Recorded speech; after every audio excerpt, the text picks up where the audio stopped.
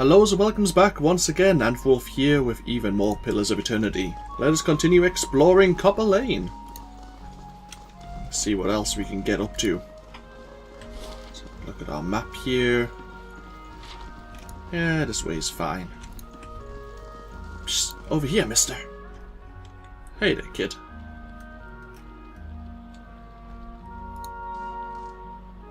A young boy watches the passerbys and counts a grimy handful of coins. His face and arms are smudged with dirt, but except for the grass stains, his clothes are in good condition. As he approaches, he blinks and makes a quick, furtive effort to pocket his coins.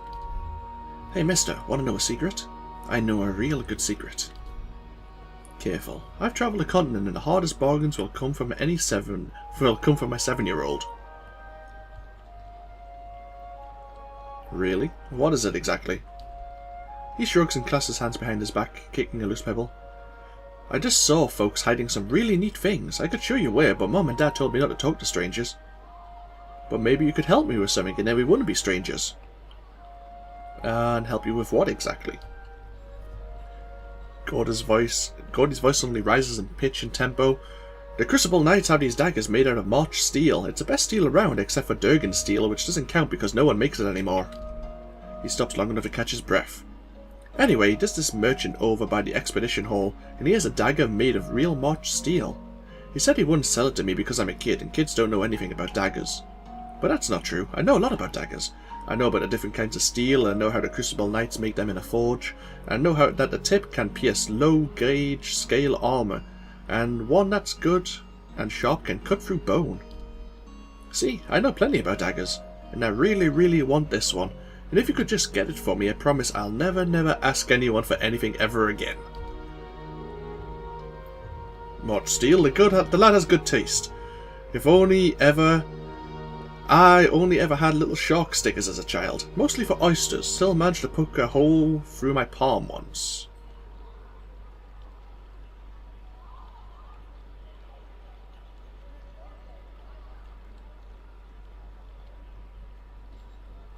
You're too young to play with knives. I'm sure your parents told you, or you wouldn't be asking me. But if I'm going to be a real warrior, I'll have to start training young, just like the heroes in the stories. I just know I was a great warrior in a previous life. My mum even says I have an old soul. Fine, I'll help you. He jumps up and down, whooping and hollering. I know a real adventurer would understand. There's a big merchant over by Admeth's den who sells weapons. He's the one with the dagger. I'll wait right here for you. This is probably a terrible idea. It's a really bad idea. I'm guessing the merchant is actually the gentleman I was speaking to last night. Which is probably about 3 videos ago now.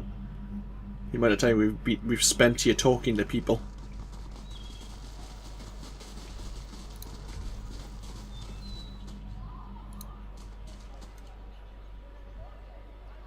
Anything in particular you'd like to see? I'm looking for a particular dagger made out of March steel. Just like the Crucible Knights use? Let me guess, you've been talking to that kid, right? I'd be tempted to sell it to you anyways and let little rascal learn his lesson, but a pack of adventurers already took it off my hands. Tell me more about this dagger. He holds a cloth in his hand. Made out of high purity iron ore that comes out of the White March Mountains. Traditionally, the smiths at the Crucible Keep have smelted it into daggers and swords, which you only give to Knights of the Crucible. Of course, I'd be surprised if that kid doesn't already tell you all of this. The adventurers who sold the dagger to, where are they now? Folk like that only visit Copperlane to crew up at Admeth's den's expedition hall, are down a pint at the Goose and Fox, and since they weren't heading to the den, well, you've got my best guess. It's probably the adventurer group that we met upstairs in the Goose and Fox, actually. While we're here, though, let's sell these items. Is that any good for anything? Maybe not, but oh well.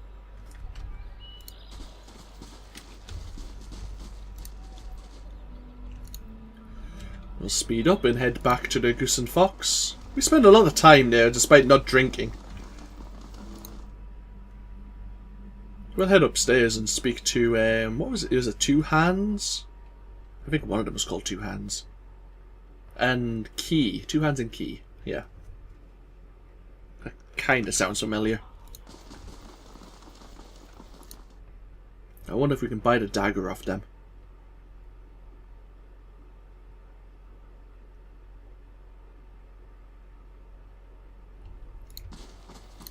Two-tone, that was it, not Two Hands.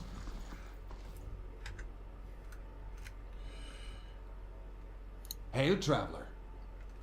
Back again, I see. Did you buy a March steel dagger from Igrin? He displays the blade on a flap arm. I did, and a fine piece it is.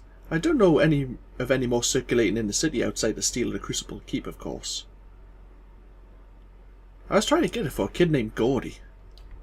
He blinks and kicks his feet off a crumble. A kid? This isn't a toy, you know. Get him a wooden sword. Come on, Weasel. If your friend here is willing to pay, what's the harm? Plenty, actually. That kid'll probably poke his eye out. Besides, I plan to use this dagger. How much would it take to change your mind? He turns the blade in the light, admiring it. Seeing how there's a sudden demand for this, 100 pan seems fair.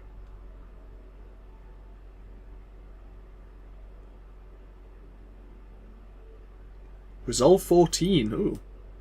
You mean Igrid sold you a March steel for less? I wonder why he wanted to get rid of it so badly. Either that blade was stolen from the knights or it's a fake. He looks from the dagger to you and back again. Oh, fine. But I won't take less than what I paid for it. I knew 50 pounds sounded too good to be true. Deal. He hands you the dagger hilt first. Pleasure doing business with you. Was there something else? No, thank you very much. So, wait. Oh. Is that an event, or did I actually click to go downstairs? I don't know. I think we're just going downstairs. Yes, we are. Okay, good. I thought there was an event, because this could be a stolen dagger. Where is it? Yeah, I wonder if it's in my stash as a key item. This dagger is a fine make. The steel is strong and even, tapering to a razor-sharp blade. The seal on the pommel mark it as a weapon forged by the Crucible Knights. Yep. I'm gonna get into trouble, aren't I? God damn it.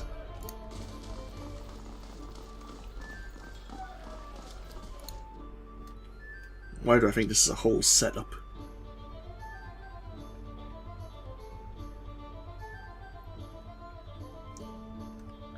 Don't trust kids. That's all I have to say.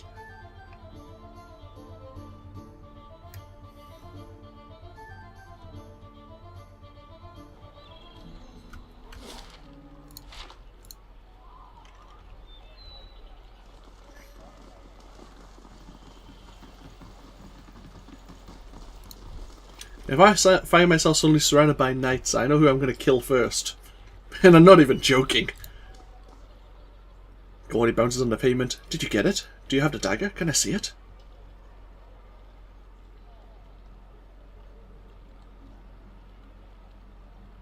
I have the dagger right here.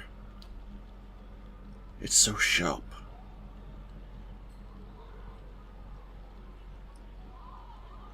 Let's just give him it. Right, let's not toss it at him. I imagine he can't catch it very well. The deal's the deal. Here you go. He snatches it out the air, heedless of anything, and yanks it out of its sheath and holds the blade up to the light. I'm going to be just like the Crucible Knights. He flips the weapon into the air, grabs the hilt, almost slices his palm open in the process. His eye darts away from yours as he sheaves the dagger. So, about that secret. He puts his hand to his mouth and whispers loudly.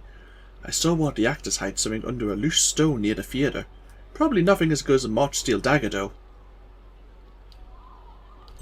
Thank you for telling me. So, yeah, this is the theatre. We'll go there next, then.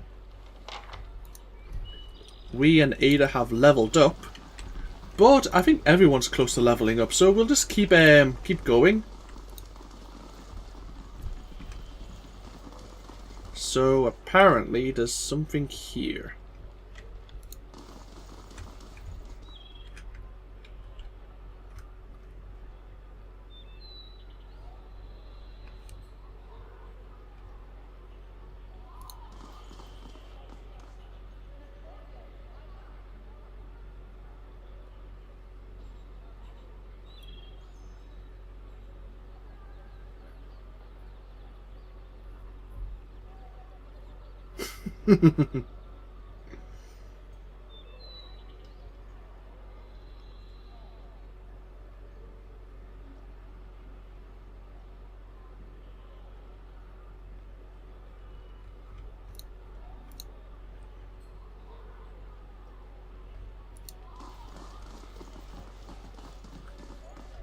Steady does it. It's a loose stone, so it's probably going to be down here somewhere, but use our scouting ability to have a look round.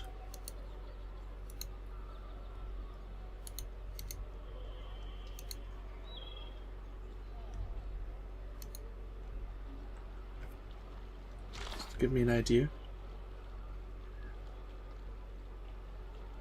The loose brick by the theatre.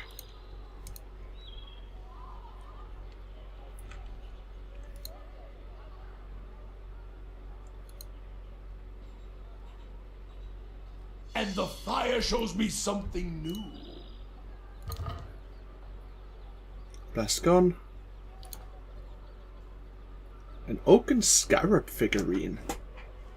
This wooden beetle has a lifelike detail carefully burned into its carved shell. Tiny barbs are etched onto its legs, and its folded wings bear mazy patterns.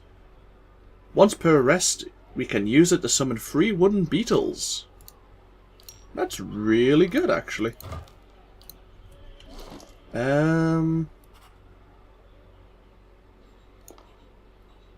Who has nothing to do in their first round?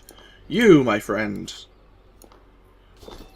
Guess what you're doing every first rest? Let's turn off all. Let's see what these people have to say. Anyone with unique names is worthwhile talking, just to see if there's anything, any plots or any quests they may have for us.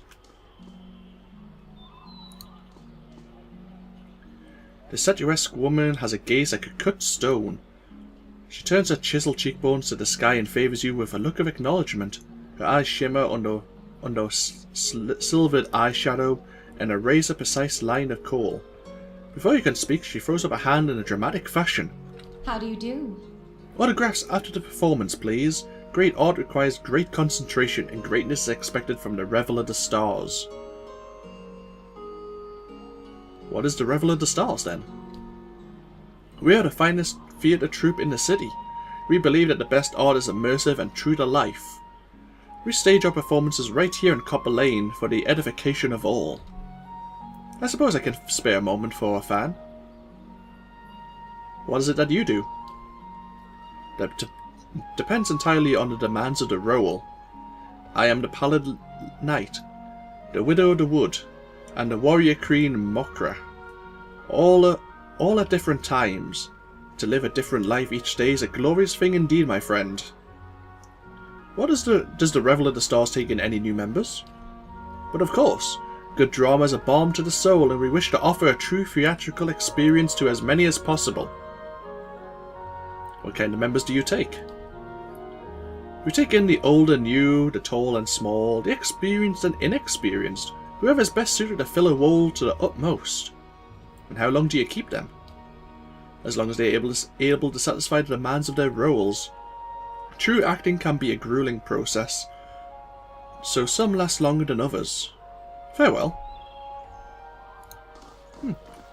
I wondered if we possibly could have become a member of the acting troupe. That would have been interesting. Let's cross this bridge here.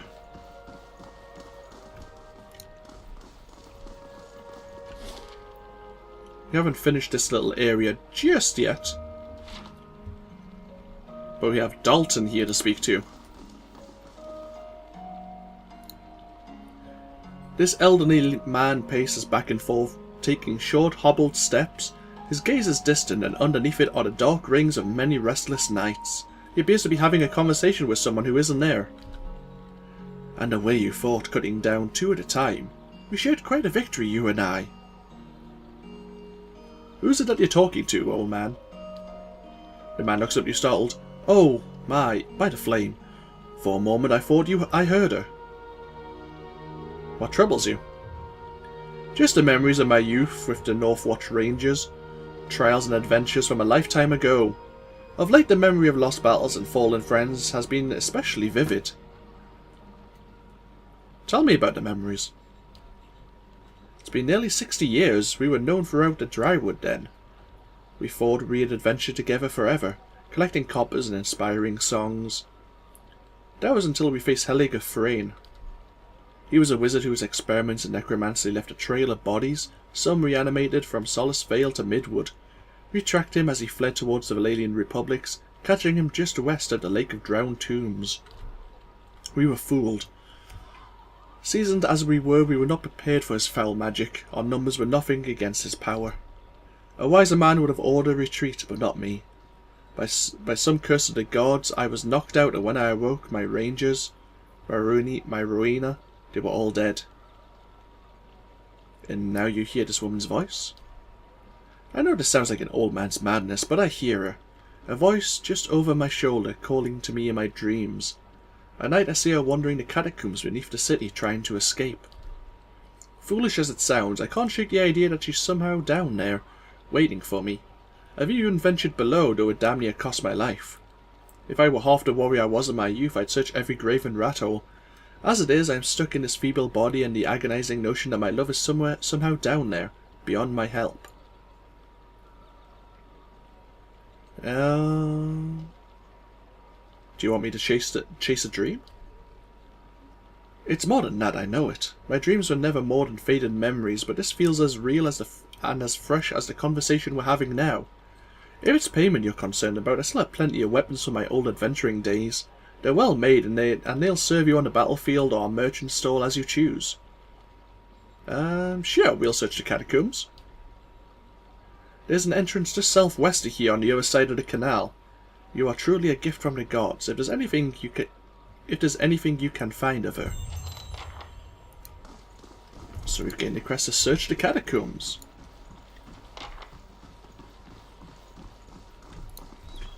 Is there anyone standing here? Nope. And this is the catacombs entrance. Is there anyone around? Someone whose soul we can peer into? Skinflint. Let us peer into this man's soul. You see an older dwarf counting coins behind a grimy shop window. Hair limp with grease and sweat, a sneer playing around the corners of his pinched mouth. The bargains of the day lie scattered across the table, from tarnished tawdry jewellery to an acid-encrusted dagger lying precariously near the edge. His half nose twitches in anticipation as a customer enters. The dishevelled young noble, once white doublet, stained with life gone wrong, eyes dart behind him searching for pursuit before he dumps the contents of his Hessian bag on the table. The dwarf leans forward, fingers flicking through the silverware and assorted goblets. He shakes his head emphatically, sneer fully settled, shoving the items back at the man. The man pleads, begs, eyes rolling panicked in their sockets, asking for something, anything, even a few silvers. The dwarf leers and tosses 3 copper pans on the table.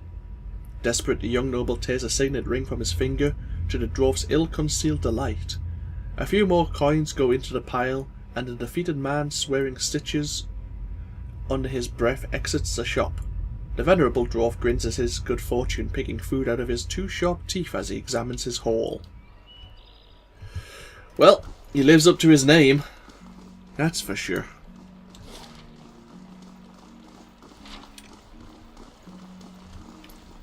Let's turn on fast mode once again and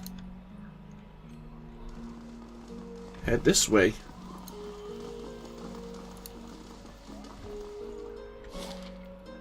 This leads us to First Fires, which is the area where the Crucible Knights are, I believe.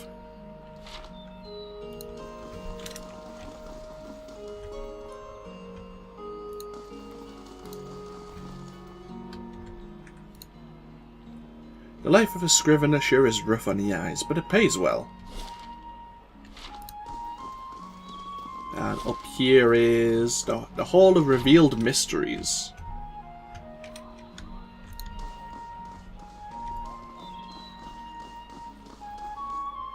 Someone actually stole something from the hall. How did they manage to do that? A whale only knows. Grimdad's looking for someone to blame now, so stay clear from her for a few days.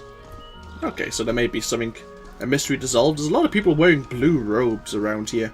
I wonder if it's like a librarian's colour. Like the Scrivener's colour. Yeah, seems to be. So we have Historian and Oleg.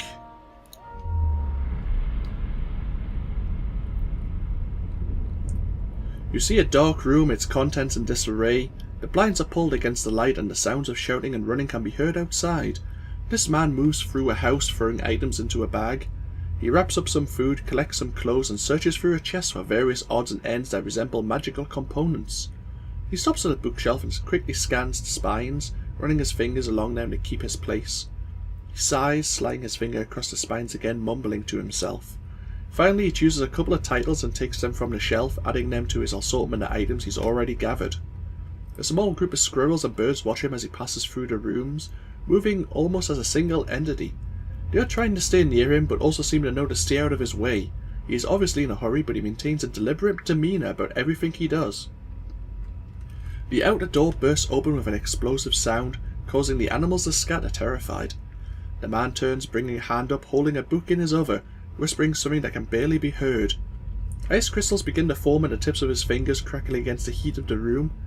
He sees the man standing in a doorway and immediately drops his hand, the ice vanishing as quickly as it disappeared. The man in the doorway gestures, telling him to hurry, and points towards the horizon somewhere outside. The man in the house dismisses him with a wave, saying he's almost done here and will be coming soon. He scans the dwelling one more time, searching for something he might have missed. Satisfied, he leaves, not bothering to close the door. Outside he can see people, all prepared as he is, travelling away from town and away from the rising plumes of smoke on the horizon. And Historian. As you near, you feel a vibrant history containing the essence of this man's soul. You see a small crowd gathered near the entrance to a temple. This man stands against the wall, the crowd forming a semicircle around him. He speaks with a calm, measured tone, his soothing voice covering over the sounds of the surrounding city. He speaks of the world, history, the gods and religion. He speaks of cooking, brewing, child-raising and old wives' tales. There does not seem to be a subject he lacks at least a passing knowledge in. People ask him questions and he answers them in turn, sometimes being detailed and in-depth, other times only giving a general answer. Regardless of what is said, all of his answers seem to hit to the heart of what is asked, and each person is satisfied of what they have learned.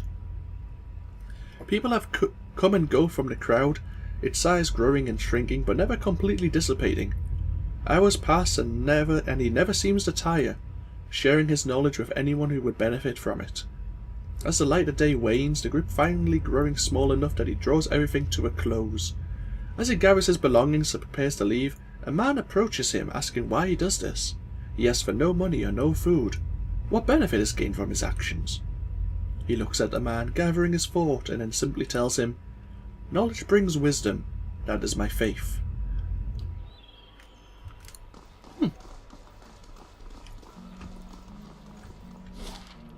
We have the Scrivener's dormitory.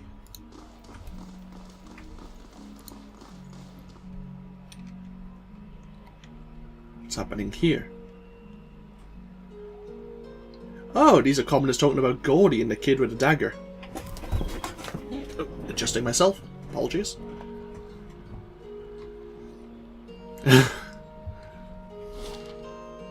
So we have Lumdalia's house. Why does that name sound familiar? Is that the actress we met? I think it is.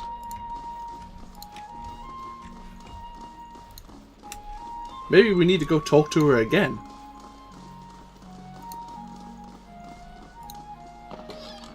Oh. Take the lockpicks, thank you very much. We have an exit to the world map. To be absolutely fair, every exit leads to the world map. And we're back to where we started. As I say, I'm going to go back to the theatre troupe.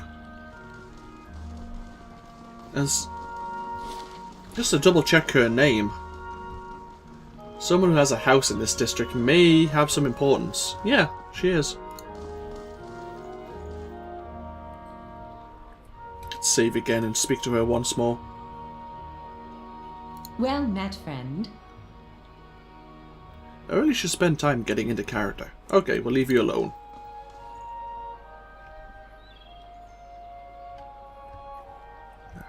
Oh well. Maybe we can come back later. Maybe we could just sneak into her house while she's not there. Yeah, that would be a dick thing to do. So, we have a few quests here we can do. Let's have a look at our characters. Everyone else apart from Sigourney, who needs maybe 174 experience, yeah, that sounds about right, is quite close to leveling up. What I think we may do is go to Madia Bridge here.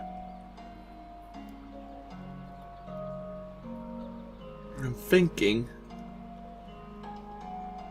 I kind of want to get into a random fight, to be perfectly honest. I want to find some creatures just out in the wild.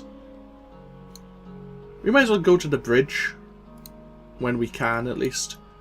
Explore to see if there's anyone we can speak to there. And maybe kind of then go back to the world map and go to Stonewall Gorge to see if we can just get into a little fight somewhere. And then we can make our way back up towards Raedric's Hold. See, that's my plan. See, we have rooms, we have buildings we can explore here in Copperlane, but I would like to get the Raedric side crest and help out Gilded Vale before we proceed any further. It seems like a good time to do it. So, this of course has been AnthWolf, and this has been Pillars of Eternity. I'll end this video here, and as I say, when we come back, we'll try and get everyone to level 5, and then hopefully take on Lord Raedric and his gods once again. So, I'll see you all in the next video when that might actually be something that occurs. Bye bye now.